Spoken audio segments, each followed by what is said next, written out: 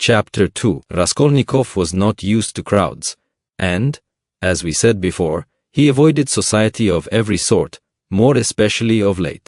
But now all at once he felt a desire to be with other people. Something new seemed to be taking place within him, and with it he felt a sort of thirst for company. He was so weary after a whole month of concentrated wretchedness, gloomy excitement, that he longed to rest, if only for a moment, in some other world, whatever it might be, and, in spite of the filthiness of the surroundings, he was glad now to stay in the tavern.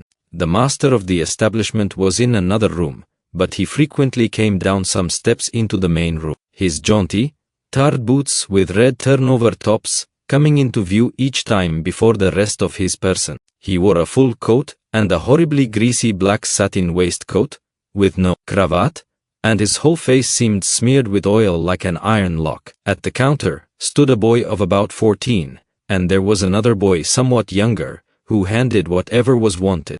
On the counter lay some sliced cucumber, some pieces of dried black bread, and some fish, chopped up small, all smelling very bad. It was insufferably close, and so heavy with the fumes of spirits that 5 minutes, in such an atmosphere, might well make a man drunk.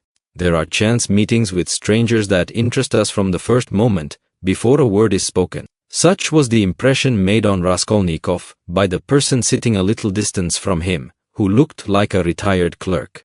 The young man often recalled this impression afterwards, and even ascribed it to presentiment. He looked repeatedly at the clerk, partly no doubt because the latter was staring persistently at him, obviously anxious to enter into conversation. At the other persons in the room, including the tavern keeper, the clerk looked as though he were used to their company and weary of it, showing a shade of condescending contempt for them as persons of station and culture inferior to his own, with whom it would be useless for him to converse. He was a man over 50, bald and grizzled, of medium height and stoutly built. His face, bloated from continual drinking, was of a yellow, even greenish, tinge, with swollen eyelids out of which keen reddish eyes gleamed like little chinks. But there was something very strange in him. There was a light in his eyes as though of intense feeling perhaps. There were even thought and intelligence, but at the same time there was a gleam of something like madness. He was wearing an old and hopelessly ragged black dress coat, with all its buttons missing except one, and that one he had buttoned, evidently clinging to this last trace of respectability. A crumpled shirt front, covered with spots and stains, protruded from his canvas waistcoat. Like a clerk, he wore no beard, nor moustache, but had been so long unshaven that his chin looked like a stiff greyish brush. And there was something respectable and like an official about his manner too. But he was restless. He ruffled up his hair and from time to time let his head drop into his hands, dejectedly resting his ragged elbows on the stained and sticky table. At last he looked straight at Raskolnikov and said loudly and resolutely, "May I venture, honored sir, to engage you in polite conversation? Forasmuch as, though your exterior would not command respect, my experience admonishes me that you are a man of education, and not accustomed to drinking. I have always respected education when in conjunction with genuine sentiments, and I am besides a titular counselor in rank. Marmeladov, such is my name. Titular counselor. I make bold to inquire, have you been in the service?" "No, I am studying," answered the young man, somewhat surprised at the grandiloquent style of the speaker, and also at being so directly addressed. In spite of the momentary desire he had just been feeling for company of any sort, on being actually spoken to he felt immediately his habitual irritable and uneasy aversion for any stranger who approached or attempted to approach him. "A student, then, or formerly a student," cried the clerk. "Just what I thought. I'm a man of experience, immense experience, sir." And he tapped his forehead with his fingers in self-approval. "You've been a student or have attended some learned institution. But allow me." He got up, staggered, took up his jug and glass, and sat down beside the young man, facing him a little sideways. He was drunk, but spoke fluently and boldly, only occasionally losing the thread of his sentences and drawling his words. He pounced upon Raskolnikov as greedily as though he too had not spoken to a soul for a month. "Honored sir," he began almost with solemnity. Poverty is not a vice, that's a true saying. Yet I know too that drunkenness is not a virtue, and that that's even truer. But beggary, honored sir, beggary is a vice. In poverty you may still retain your innate nobility of soul, but in beggary, never no one. For beggary a man is not chased out of human society with a stick. He is swept out with a broom, so as to make it as humiliating as possible. And quite right too. Forasmuch as in beggary I am ready to be the first to humiliate myself. Hence the pothouse. Honored sir, a month ago, Mr. Lebeziatnikov gave my wife a beating. And my wife is a very different matter from me. Do you understand? Allow me to ask you another question out of simple curiosity. Have you ever spent a night on a hay barge, on the Neva? No, I have not happened to, answered Raskolnikov. What do you mean? Well, I've just come from one, and it's the 5th night I've slept so. He filled his glass, emptied it, and paused. Bits of hay were in fact clinging to his clothes and sticking to his hair. It seemed quite probable that he had not undressed or washed for the last 5 days. His hands, particularly, were filthy. They were fat and red, with black nails. His conversation seemed to excite a general though languid interest. The boys at the counter fell to sniggering. The innkeeper came down from the upper room, apparently on purpose to listen to the funny fellow, and sat down at a little distance, yawning lazily, but with dignity. Evidently Marmeladov was a familiar figure here, and he had most likely acquired his weakness for high-flown speeches from the habit of frequently entering into conversation with strangers of all sorts in the tavern. This habit develops into a necessity in some drunkards, and especially in those who are looked after sharply and kept in order at home. Hence in the company of other drinkers they try to justify themselves, and even if possible obtain consideration. Funny fellow, pronounced the innkeeper. And why don't you work? Why aren't you at your duty, if you are in the service? Why am I not at my duty, honored sir? Marmeladov went on, addressing himself exclusively to Raskolnikov, as though it had been he who put that question to him. Why am I not at my duty? Does not my heart ache to think what a useless worm I am? A month ago when Mr. Lebeziatnikov beat my wife with his own hands, and I lay drunk, didn't I suffer? Excuse me, young man, has it ever happened to you? Well, to petition hopelessly for a loan. Yes, it has. But what do you mean by hopelessly? Hopelessly in the fullest sense, when you know beforehand that you will get nothing by it. You know, for instance, beforehand with positive certainty that this man, this most reputable, exemplary citizen, will on no consideration give you money. And indeed I ask you, why should he? For he knows of course that I shan't pay it back. From compassion? But Mr. Lebeziatnikov, who keeps up with modern ideas, explained the other day that compassion is forbidden nowadays by science itself, and that's what is done now in England, where there is political economy. Why, I ask you, should he give it to me? And yet though I know beforehand that he won't, I set off to him and— Why do you go? Put in Raskolnikov. Well, when one has no one, nowhere else one can go, for every man must have somewhere to go. Since there are times when one absolutely must go somewhere. When my own daughter first went out with a yellow ticket, then I had to go, he added in parenthesis, looking with a certain uneasiness at the young man. No matter, sir, no matter. He went on hurriedly and with apparent composure when both the boy at the counter guffawed and even the innkeeper smiled. No matter, I am not confounded by the wagging of their heads, for everyone knows everything about it already, and all that is secret is made open, and I accept it all, not with contempt, but with humility. So be it. So be it. Behold the man. Excuse me, young man, can you? No, to put it more strongly and more distinctly, not can you but dare you, looking upon me, assert that I am not a pig? The young man did not answer a word. Well, the orator began again stolidly, and with even increased dignity, after waiting for the laughter in the room to subside. Well, so be it. I am a pig, but she is a lady. I have the semblance of a beast, but Katerina Ivanovna, my spouse, is a person of education and an officer's daughter. Granted, I am a scoundrel. but she is a woman of a noble heart, full of sentiments, refined by education, and yet, oh, if only she felt for me, honored sir? Honored sir? You know every man ought to have at least one place where people feel for him. But Katerina Ivanovna, though she is magnanimous, she is unjust, and yet, although I realize that when she pulls my hair she only does it out of pity, for I repeat without being ashamed, she pulls my hair, young man, he declared with redoubled dignity, hearing the sniggering again. But, my God, if she would but once, but, no, it's all in vain, and it's no use talking, for more than once, my wish did come true, and more than once she has felt for me, but such is my fate, and I am a beast by nature. Rather, assented the innkeeper, yawning. Marmeladov struck his fist resolutely on the table.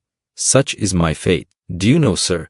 Do you know I have sold her very stockings for drink? Not her shoes, that would be more or less in the order of things, but her stockings. Her stockings I have sold for drink. Her mohair shawl I sold for drink, a present to her long ago, her own property, not mine, and we live in a cold room, and she caught cold this winter, and has begun coughing and spitting blood too. We have 3 little children, and Katerina Ivanovna is at work from morning till night. She is scrubbing, and cleaning, and washing the children, for she's been used to cleanliness from a child, but her chest is weak, and she has a tendency to consumption, and I feel it. Do you suppose I don't feel it? And the more I drink, the more I feel it. That's why I drink too. I try to find sympathy and feeling in drink. I drink so that I may suffer twice as much. And as though in despair, he laid his head down on the table.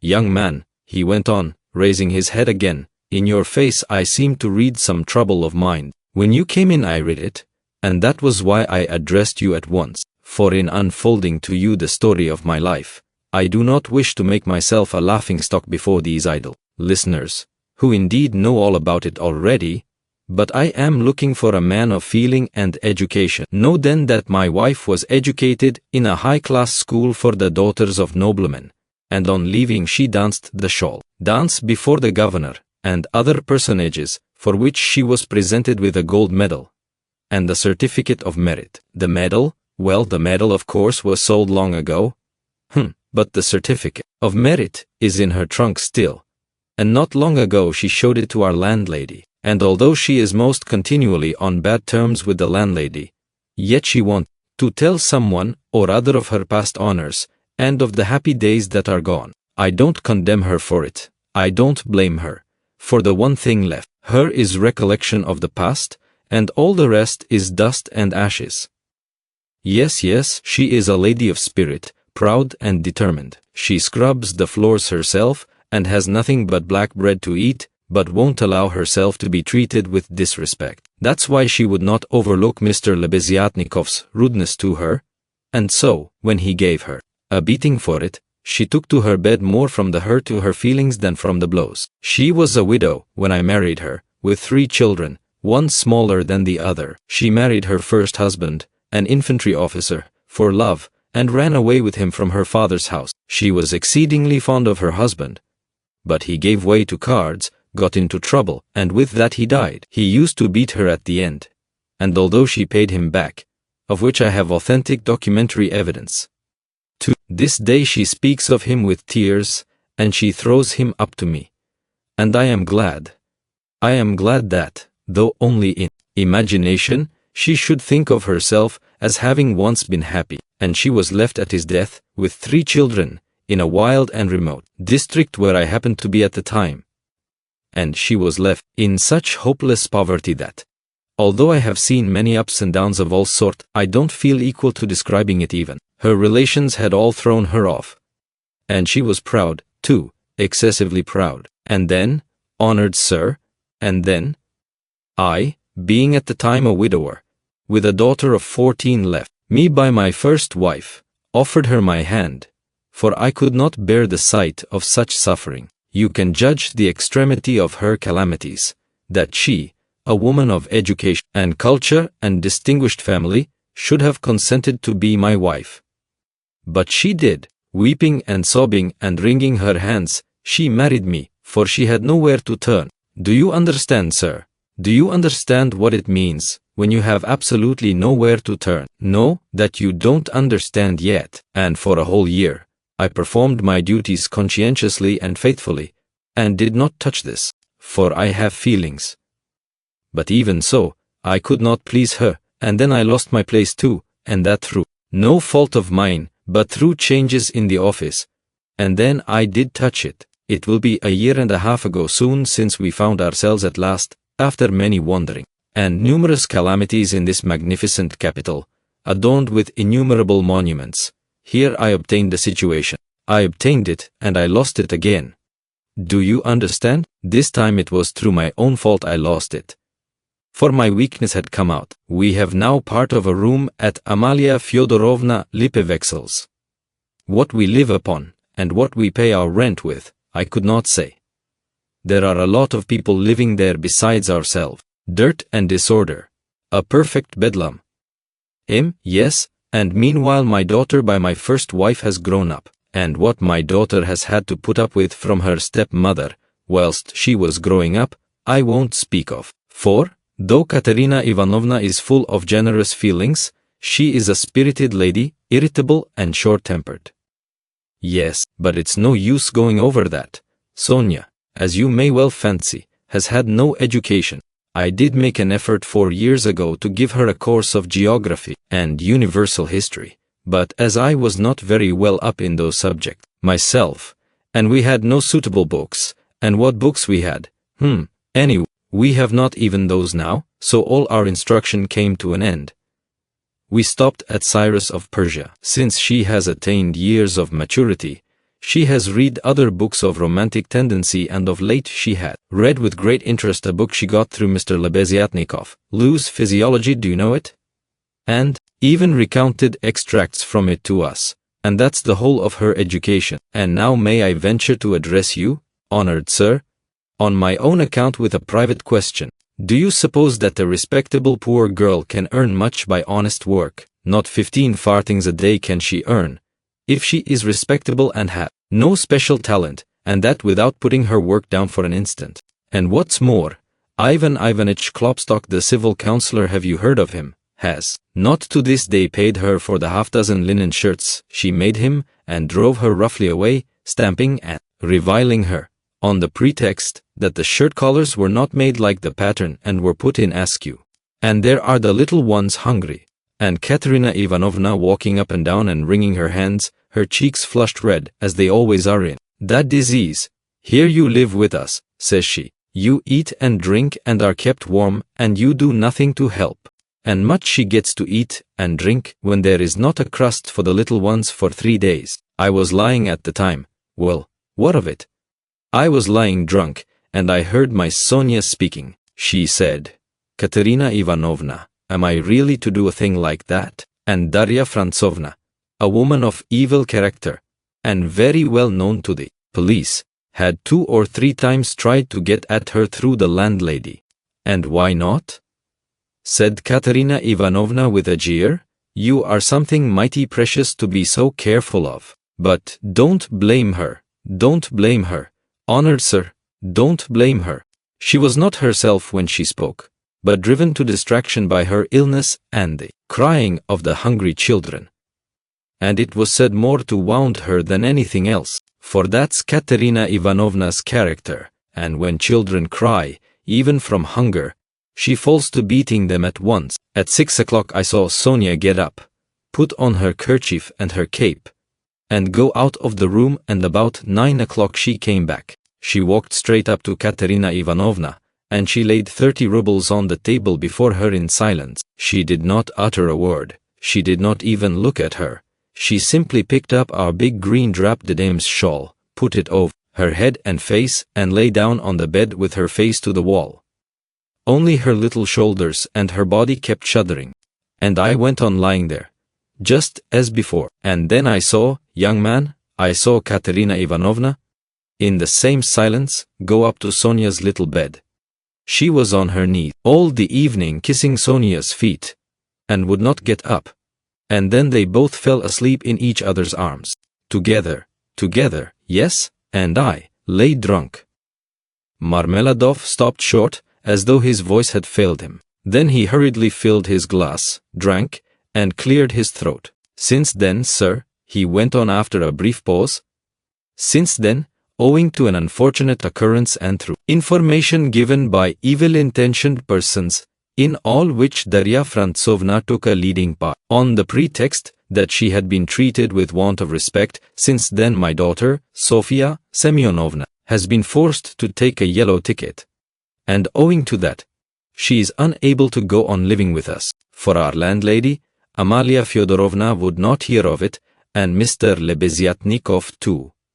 All the trouble between him and Katerina Ivanovna was on Sonia's account. At first he was for making up to Sonia himself, and then all of a sudden he stood on his dignity. "How," said he, "can a highly educated man like me live in the same rooms with a girl like that?" And Katerina Ivanovna would not let it pass. She stood up for her, and so that's how it happened. And Sonia comes to us now, mostly after dark. She comforts Katerina Ivanovna and gives her all she can. She has a room at the Kapernamovs, the tailors. She lodges with them. Kapernamov is a lame man with a cleft palate, and all of his numerous family have cleft palates too, and his wife too has a cleft palate. They all live in one room, but Sonia has her own, partitioned off. Yes. Very poor people and all with cleft palates. Yes. Then I got up in the morning, and put on my rags, lifted up my hands to heaven, and set off to His Excellency Ivan Afanasievich. His Excellency Ivan Afanasievich? Do you know him? No? Well, then, it's a man of God you don't know. He is wax before the face of the Lord, even as wax melteth. His eyes were dim when he heard my story. Marmeladov, once already you have deceived my expectations, I'll take you once more, on my own responsibility. That's what he said. Remember, he said, and now you can go. I kissed the dust at his feet in thought only, for in reality he would not have allowed me to do it, being a statesman and a man of modern political and enlightened ideas. I returned home, and when I announced that I'd been taken back into the service and should receive a salary, heavens, what a to-do there was. Marmeladov stopped again in violent excitement. At that moment, a whole party of revelers already drunk came in from the street, and the sounds of a hired concertina and the cracked piping voice of a child of 7 singing the Hamlet were heard in the entry. The room was filled with noise. The tavern keeper and the boys were busy with the newcomers. Marmeladov, paying no attention to the new arrivals, continued his story. He appeared by now to be extremely weak, but as he became more and more drunk, he became more and more talkative. The recollection of his recent success in getting the situation seemed to revive him, and was positively reflected in a sort of radiance on his face. Raskolnikov listened attentively. That was 5 weeks ago, sir.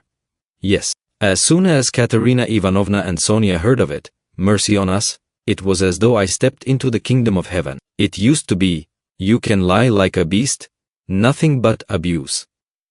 Now they were walking on tiptoe, hushing the children.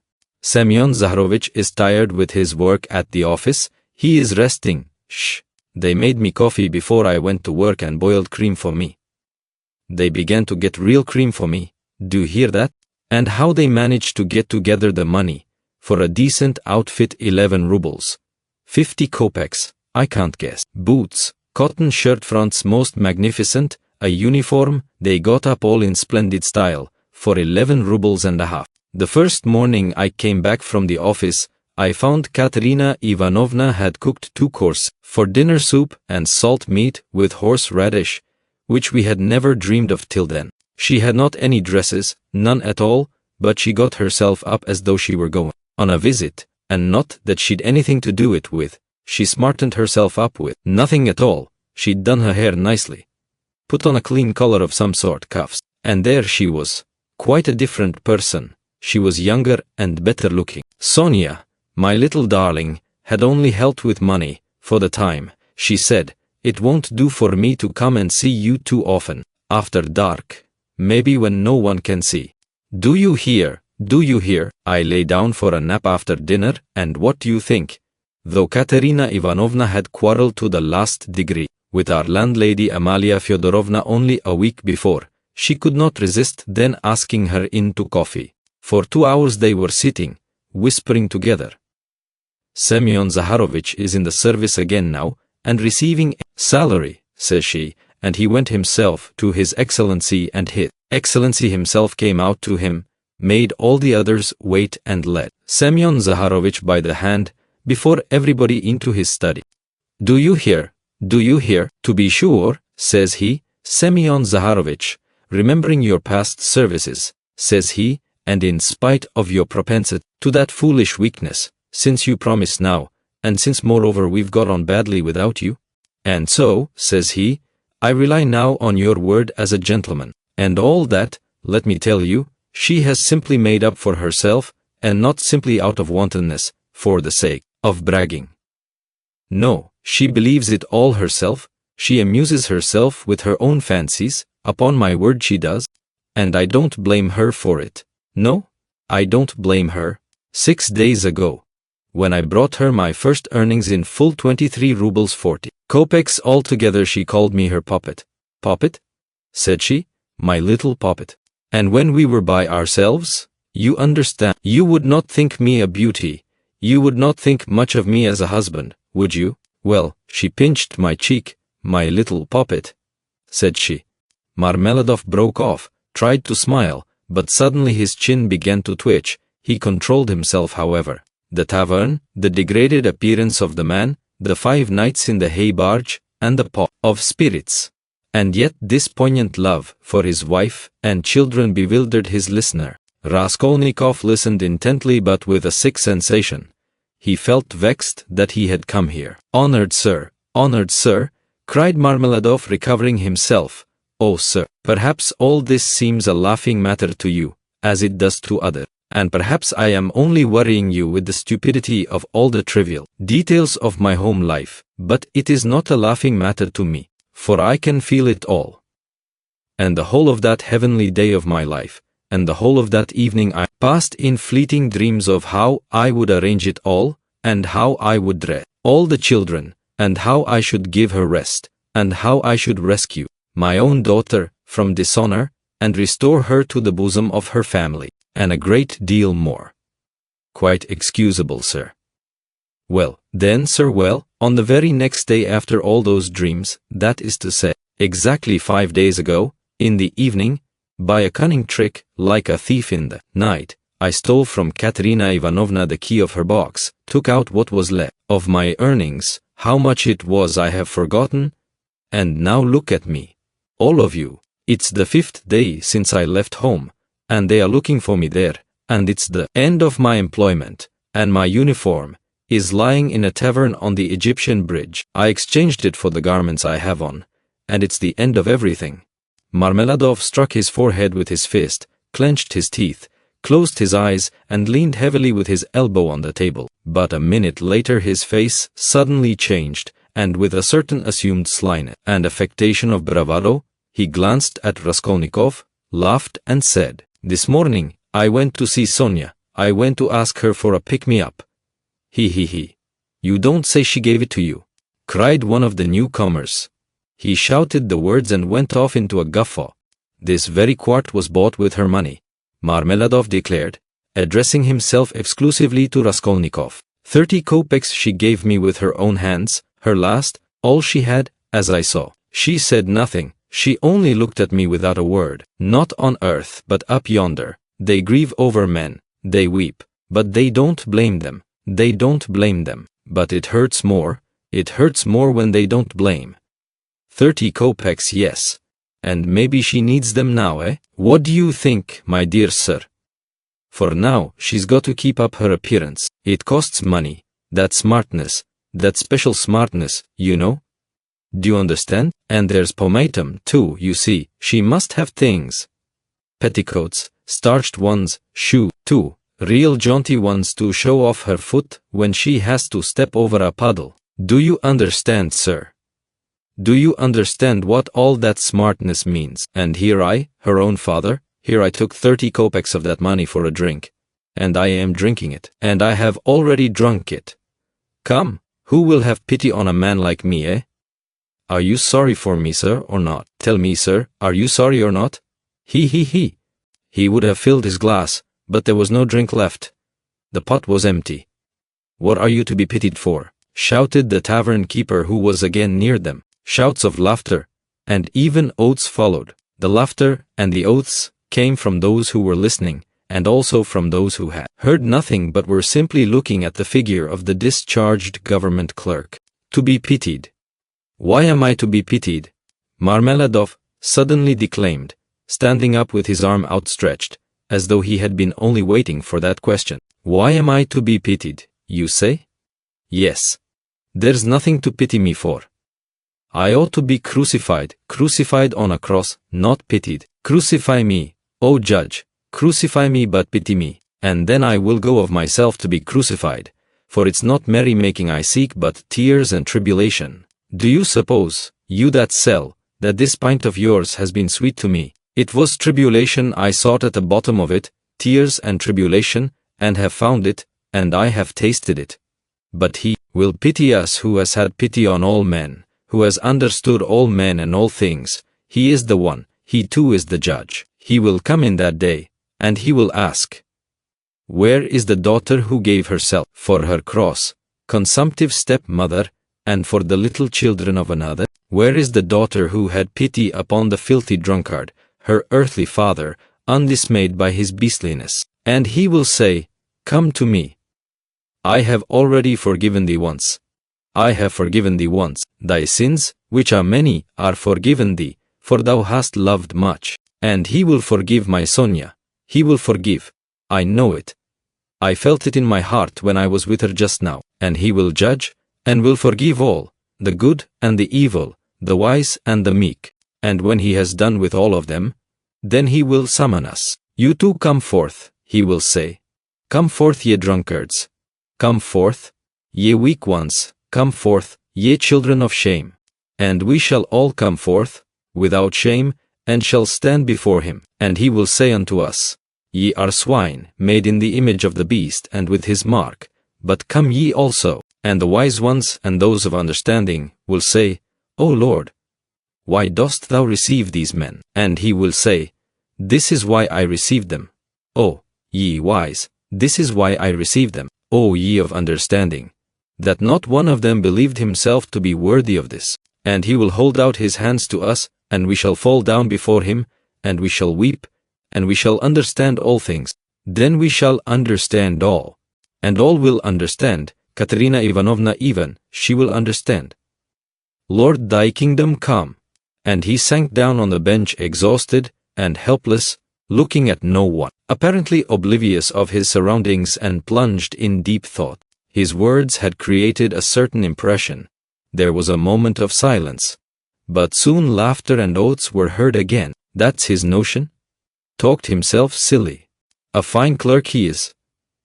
And so on, and so on. Let us go, sir, said Marmeladov all at once, raising his head and addressing Raskolnikov. Come along with me. Kozel's house, looking into the yard. I'm going to Katerina Ivanovna. Time I did. Raskolnikov had for some time been wanting to go, and he had meant to help him. Marmeladov was much unsteadier on his legs than in his speech, and leaned heavily on the young man. They had 200 or 300 paces to go. The drunken man was more and more overcome by dismay and confusion as they drew nearer the house. It's not Katerina Ivanovna I am afraid of now, he muttered in agitation, and that she will begin pulling my hair. What does my hair matter? Bother my hair. That's what I say. Indeed, it will be better if she does begin pulling it. That's not what I am afraid of. It's her eyes I am afraid of. Yes, her eyes. The red on her cheeks, too, frightens me, and her breathing too. Have you noticed how people in that disease breathe when they are excited? I am frightened of the children's crying too. For if Sonia has not taken them food, I don't know what's happened. I don't know. But blows I am not afraid of. No, sir, that such blows are not a pain to me, but even an enjoyment. In fact, I can't get on without it. It's better so. Let her strike me. It relieves her heart. It's better so. There is the house. The house of Kozel, the cabinet maker, a German, well-to-do. Lead the way. They went in from the yard and up to the 4th story. The staircase got darker and darker as they went up. It was nearly 11 o'clock, and although in summer in Petersburg there is no real night, yet it was quite dark at the top of the stairs. A grimy little door at the very top of the stairs stood ajar. A very poor-looking room about 10 paces long was lighted up by a candle, and the whole of it was visible from the entrance. It was all in disorder, littered up with rags of all sorts, especially children's garments. Across the furthest corner was stretched a ragged sheet. Behind it probably was the bed. There was nothing in the room, except 2 chairs, and a sofa covered with American leather, full of holes, before which stood an old deal kitchen table, unpainted and uncovered. At the edge of the table stood a smoldering tallow candle in an iron candlestick. It appeared that the family had a room to themselves, not part of a room, but their room was practically a passage. The door leading to the other rooms, or rather cupboards, into which Amalia Lipevex's flat was divided stood half open, and there was shouting, uproar and laughter within. People seemed to be playing cards and drinking tea there. Words of the most unceremonious kind flew out from time to time. Raskolnikov recognized Katerina Ivanovna at once. She was a rather tall, slim and graceful woman, terribly emaciated, with magnificent dark brown hair, and with a hectic flush in her cheeks. She was pacing up and down in her little room, pressing her hands against her chest. Her lips were parched, and her breathing came in nervous broken gasps. Her eyes glittered as in fever, and looked about with a harsh immovable stare, and that consumptive and excited face with the last flickering light of the candle end playing upon it made a sickening impression. She seemed to Raskolnikov about 30 years old, and was certainly a strange wife for Marmeladov. She had not heard them, and did not notice them coming in. She seemed to be lost in thought, hearing and seeing nothing. The room was close, but she had not opened the window. A stench rose from the staircase, but the door onto the stairs was not closed. From the inner rooms clouds of tobacco smoke floated in. She kept coughing, but did not close the door. The youngest child, a girl of 6, was asleep, sitting curled up on the floor with her head on the sofa. A boy a year older stood crying and shaking in the corner. Probably he had just had a beating. Beside him stood a girl of 9 years old, tall and thin, wearing a thin and ragged chemise with an ancient cashmere pelisse flung over her bare shoulders, long outgrown and barely reaching her knees. Her arm, as thin as a stick, was round her brother's neck. She was trying to comfort him, whispering something to him, and doing all she could to keep him from whimpering again.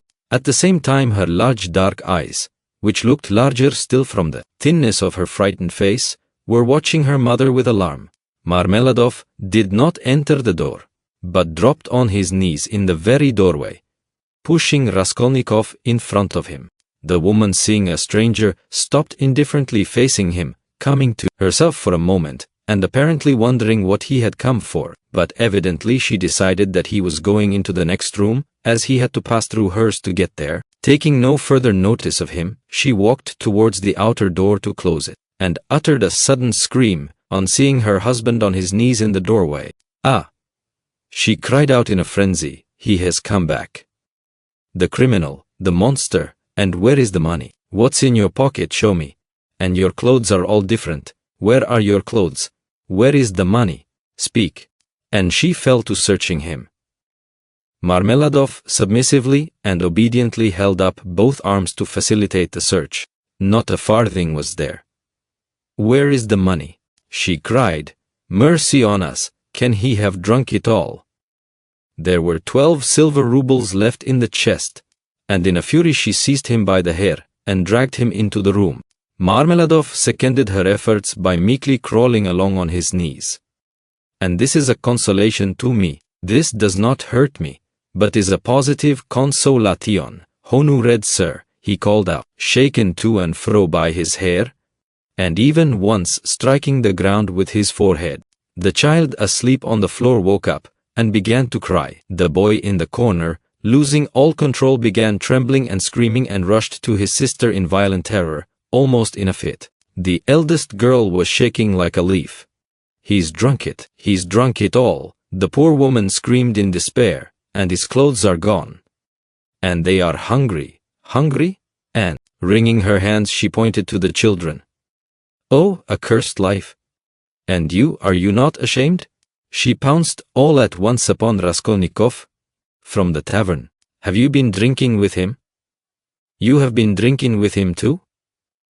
Go away. The young man was hastening away without uttering a word. The inner door was thrown wide open and inquisitive faces were peering in at it.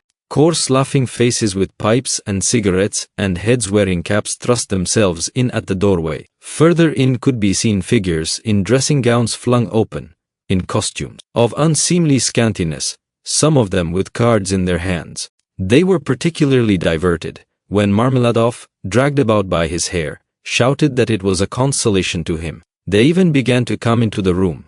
At last a sinister shrill outcry was heard. This came from Amalia Lippevexel herself, pushing her way amongst them and trying to restore order after her own fashion, and for the 100th time to frighten the poor woman, by ordering her with coarse abuse to clear out of the room next day. As he went out, Raskolnikov had time to put his hand into his pocket, to snatch up the coppers he had received in exchange for his rubble in the tavern, and to lay them unnoticed on the window. Afterwards on the stairs, he changed his mind, and would have gone back. What a stupid thing I've done, he thought to himself. They have Sonia and I want it myself. But reflecting that it would be impossible to take it back now, and that in any case he would not have taken it, he dismissed it with a wave of his hand, and went back to his lodging. Sonia wants pomatum too, he said as he walked along the street, and he laughed malignantly. Such smartness costs money. And maybe Sonia herself will be bankrupt today, for there is always a risk, hunting big game, digging for gold, then they would all be without a crust tomorrow except for my money. Hurrah for Sonia, what a mine they've dug there. And they're making the most of it. Yes, they are making the most of it. They've wept over it, and grown used to it. Man grows used to everything, the scoundrel. He sank into thought. And what if I am wrong? He cried suddenly after a moment's thought. What if man is not really a scoundrel, man in general, I mean, the whole race of mankind, then all the rest is prejudice, simply artificial terrors, and there are no barriers, and it's all as it should be.